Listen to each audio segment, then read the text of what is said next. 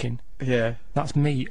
Right. Where are they going to stop? Humans, you're saying? That's all I'm saying. You're a whistleblower. That's what you are. You're a whistleblower. You're drawing our attention to potential risks that bees could turn against us. Yeah, along with every other insect. They're all at it. Well, I don't see how these bees are going to unite themselves unless there's some Lawrence of Arabia-style bee out there that's going to unite the fractious bee and earwig tribes, because they detest each other. Everybody knows that. No, but say like, do you know that termites? Right? I do, actually, Carl. I wish them. I'd had one to produce this show, because quite frankly, you've been very difficult to work But there's with. more of them than people on this planet. There's more termites than people, yeah. Right, now, when did you last see one?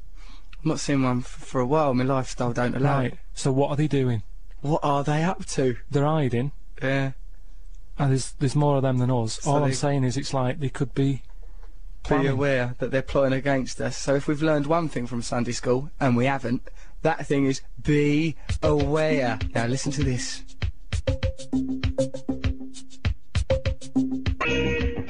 That was Prince, Sign of the Times. You're listening to Russell Brand on Six Music. I'm here with Karl Pilkington. We're going to be talking about songs with stories to them in this half. In fact, Karl's going to tell a story to a song, we've got to guess what that song is. Karl's reluctant to turn it into a game, but I think it'd be nice as a game. We've had some other suggestions of songs that are in fact stories.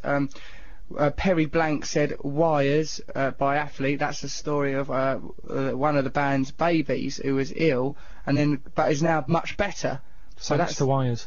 It's plugged up and now it's better. Yeah, now it's better, so that's an uplifting story. Of course, Samantha Woodward sent in Pinball Wizard by The Who. Now, this is apparently about his deaf, dumb, blind kid, but in spite of these difficulties, he's still very good when it comes to the arcades. That's a nice one.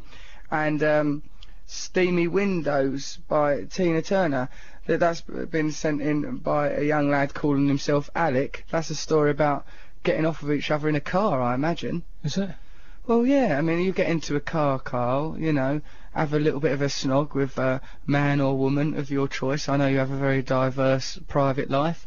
You know, the windows do steam up. It's not worthy of a full song about it, though, is it? That's not the best thing that they could have chose to sing about. What other examples do you... No, I'm just saying, if that's going on in a car, yeah, pick some other stuff to sing about, not the windows steaming up. What, just pick about what, like, oh, and then you touched me on the leg? Well, yeah, all that, and it builds to something. Well, the steamy windows becomes a motif, doesn't it? The windows are all steamed up because of the eroticism, and it's the heat of their bodies, and it shows that the electricity and the chemistry between two lovers has physical manifestations, as well as the ethereal idea of love and the physical act itself. Oh, no, Steamy windows. It's condensation. It's not that brilliant, is what I'm saying. Rising down. So anyway, right? Dry rot. If you want to, like, text, well, it's probably best on email now. Think about it over the week and sort of think, oh yeah, what songs are good with stories in. Story. Send them in to russell.sixmusic@bbc.co.uk. Yeah, send in your suggestions. Really good, that. But the one I'm sort of playing today, right? Yeah. We're going to play it now. So we're going to play it, so we're not going to be able to guess it. Well, you can as you go along. I'll try and guess it. Right, it's about this fella. Yeah. Gay lad. He's a gay fella, is he? His dad wasn't happy. Why? Just because he was kind of like... That's a bit prejudiced, isn't it? I know, but that sometimes happens, doesn't it? That's a difficult part of being a gay bloke and that, telling your mum and dad. I suppose it must be, yeah. How did you cope?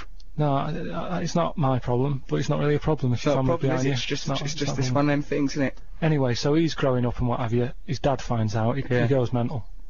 So the kid's kind of like, oh, I'm going to move then if you're not happy. I don't blame him, because the way his dad's treating him, it's a farce. Well, in America, they love it out there because there's loads to do and stuff, and it's sort of more gay lifestyle than a straight lifestyle. So this fella, he goes to America, does he? Goes to America. Might not have been New York, but somewhere like Probably that. San Francisco. Yeah. He goes out there. He's loving it. Yeah. Good. I'm glad he deserves a break after the way his dad's treated him. He has a night out. He likes staying out late. He wanders back. People in San Francisco of all sorts of sexual denomination, interests, persuasion. Do you know what song this is yet, by the way? No, Karl. What it's starting to sound like is it you slowly coming out to me. Well, I don't want to ruin the end, so why don't we play the song? People can listen to it and go, oh, yeah. Brilliant. Let's listen to it now. It'd be brilliant.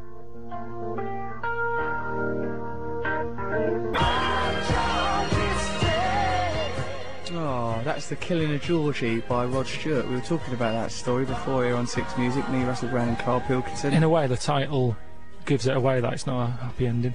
No, I suppose the killing of Georgie, unless Georgie was doing the killing and he was on a safari holiday or something. But that's a good story though, isn't it? Lovely, it's a brilliant story. Just, I hope that Rod Stewart, before he himself dies, pens a sequel, and like, you know, maybe Georgie in the afterlife, living it up wearing, I don't know, maybe wearing some sequins, or perhaps he dresses down, I don't know, but I'd like to think that there's more of an happy ending to that story, but life's not always like that, is it? I like a miserable ending.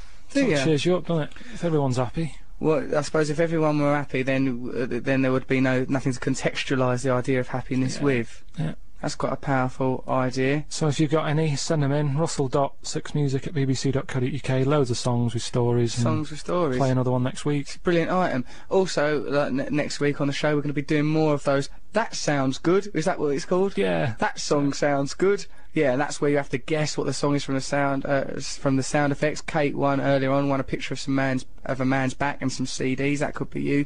Next week, other items we're going to be doing is Sunday school. We'll be learning more stuff next week. Yeah, again, if they pick anything up during the week, like this sort of thing, that's interesting. Send it in on email. Send it in, because we can learn about it together. This is how we're going to grow, isn't it? We'll think of this show as a sort of a family, shall we, Carl? Like, you know, because both of us had very awkward family lives, didn't we? Blimey. So let's have a nice surrogate family now, emanating from our show on Six Music. It'd be a right laugh. Okay, shall we listen to David Bowie, Ashes to Ashes?